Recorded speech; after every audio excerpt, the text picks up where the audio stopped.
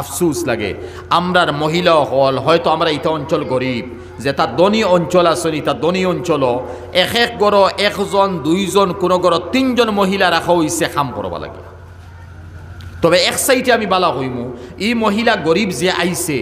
এ হয়তো গড় তাহলে বালা খাইতো না আসিল উড়িতো পারতো না আসিল ফিনতো পারতো না আসিল এ খুশিলে তো মাসিক একটা বেতন পাইয়ে ফেট পরি খাত ই লাইনে আমি হইয়ার বালা। আর এক লাইনে হইয়ার খারাপ তুমি ও মহিলা নিয়া রান্দা বাড়া খাওয়া সব খালি মহিলার তুমি কিতা করতাই তে তো তুমি নিশ্চিন্তা যে সময় ওইছো তে কোরআন শরীফ ফান লইয়া বও না নিশ্চিন্তা যে সময় ওইছো তসবি আত লইয়া বও না তসবি আত লইয়া খেনে হদিস শরীফের মধ্যে আইছে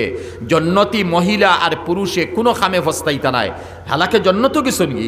জন্নতর আলা মুকাম তারা নসিব হয়ে গেছে নবীজি ফরমাইন এক কথার কারণে জন্নতি মানুষে খালি ফস্তাইবা ইখানে তালো হে আল্লাহ কি কারণে বেহুদার সময় খান দুনিয়ায় ফাটাইছিলাম অমুক সময় ওই সময় যদি তোয়া তসবি ফলিতাম তিলাবত করতাম 2 রাকাত নফল নামাজ ফাজিল ফলিতাম তোয়া সদকা দিতাম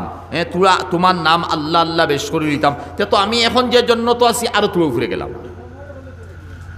বুঝা গেল জাহান্নমী নাই জন্নতি মাইসে অবস্থাইবা। আর নবীজি ফরমাইছেন এক কথার কারণে অবস্থাইবা যে সময় খান কি কারণে বেহুদা আমি খরচ করলাম। আমরার মধ্যে কত বেহুদা সময় খরচ হয় কত নজুয়ান ভাইয়ার হল ক্রিকেট খেলাইতরা ঠিক আছে খেলাও এক নির্দিষ্ট সময় খেলাইছো গেম মোবাইলত গেম আছে লুডু আছে নানি ভাই আরও কিতা খেলা আছে ও একলগে 3 জন 4 জন থিমুখিত বইবা 5-10 জন বইবা বন্দর মাঝখানো বইবা দোকানের সাইটে বইবা খালি খেলাইতরা ই অবস্থার যদি মৌত হইতে মৌত খান কিত হইতো মৌতে কিন্তু গ্যারান্টি দিছে বলে তোমার মৌত হইতো নাই ই অবস্থা যদি মৌত হই যায় তে তোমার সমস্যা কিত হইতো তুমি কোন অবস্থা তোমার মৌত হইব নাফরমানি অবস্থা তো মৌত হইব শয়তানরে তো কুশ করিয়ার ইতা বাইয়েন আমরা শিক্ষার কিছু অভাব আমরা মধ্যে শিক্ষার কিছু অভাব যদি আমরার মধ্যে শিক্ষার অভাব হইতো না তে আমরার ই ছেলে হল তিমুখিত বইয়া লুডু গেম বা বিভিন্ন খেলাধুলার মধ্যে মিত্ত লইল না তারা তো সমাজ কম বই এখান লইয়া বইল নে থোড়া ফড়া শিক্ষার লাইনে হে যে সময় তার ভিতরে একটা বিদ্যা শিক্ষা আছে হইল নি ইগুর সামনে আমি বইয়া খেলাইতাম নি আর একটা অকার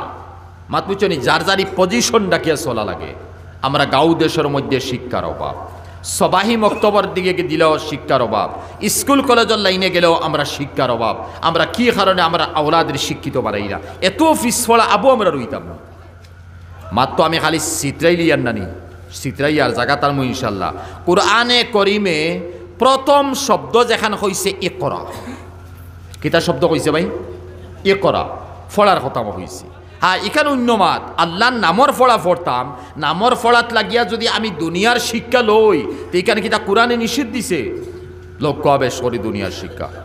স্কুল কলেজের অ্যাডভান্স করুকা এরিয়ার শিক্ষিত মানাউকা আর শিক্ষার লগে নিজের দিনদারি রাখবা সবাহি মক্তবর দিনদারি যদি আমরা থাকি যায় অন্য যদি বালামতে ফলিয়া যায় গত খাইল আমি ডিমাপুরকে জুম্মা পড়াইছি আসলাম আসামাবাদেকে জুম্মা পড়াইয়াই যাইছি তো বড় ধনী এক মানুষ কয়েক শনি কোটি টাকার মালিক হইন আল্লাহ জানে ওলা বড় এক মানুষ আসলে বাড়ি বদরপুর ডিমাপুর তখন ও আমারে উঠিয়া কইলা তান গরো আসলাম আমারে কইলা হুজুর বড় আফসুস লাগে আমরার ইমাম সাহেব হলে ফড়াইতরা কিতাব পড়াইতরা সূরা ফাতিহা দুয়া কুনুত ফড়াইতরা রব্বানা আতিনা ইহা তকে তাইন কইতরা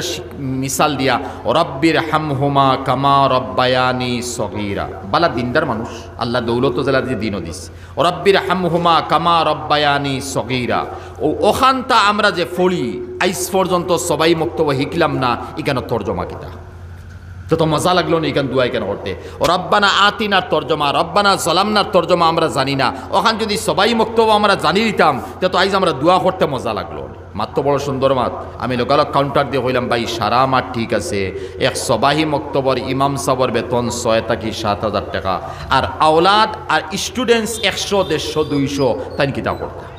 হয়তো লোকাল কইতে জি মাত্র ওখান আমরা 20-30 হাজার টাকা এক সবাই মক্তবর ইমাম রেখে তা লাগে বেতন দিই না দিলে তো ইমাম সাবে তাইন বালামতে ফড়ইল নে তিন সেকশন করল নে 3 বার ফড়ইল নে নতুবা আরেকজন সহকারী হিসাবে 5,000 টাকা দিয়ে রাখলো না এই আমার 2 ঘন্টা সাথ দিও বা কমিটি লাইন করে দিল নে এখন যে জায়গাত ইমাম সাবলের বেতন চলের 5,000, 6,000 ইমাম সাবে ইমামতিও করতা সবাই মুক্ত ফড়াইতা ভাই আগে দিয়েইবা সবাই মক্তব্য পড়াইতা আর ইমামতিও করতা, বহুত জাতর মাত আছে গাইল আছে, ইশারা তাই শুনা লাগবো, শুনতে লাগবো, এরপরে বরদাস্ত করিয়া বাদে সবাই মক্তব্য ইমামতি করতাম। তো এই দিকে গেলে আমরা সবাহি মক্তব্য আওলাদরে সহিভাবে তালিম দিয়ান না, আমরার দুর্বলতার কারণে যদি ইমাম সাহেব যোগ্য নাই অযোগ্য আমি কেন মাতিয়ান না, জানেও রাখইব এনে বেতন দি রাখক কোয়া, এনতলে আরো জন রাখক কোয়া, মসজিদ সাবর এক পুষ্টগু দেখুয়া দিয়ে এনেও দেখুয়া সবাই মক্তব্য তাই সকালে পড়ক কোয়া।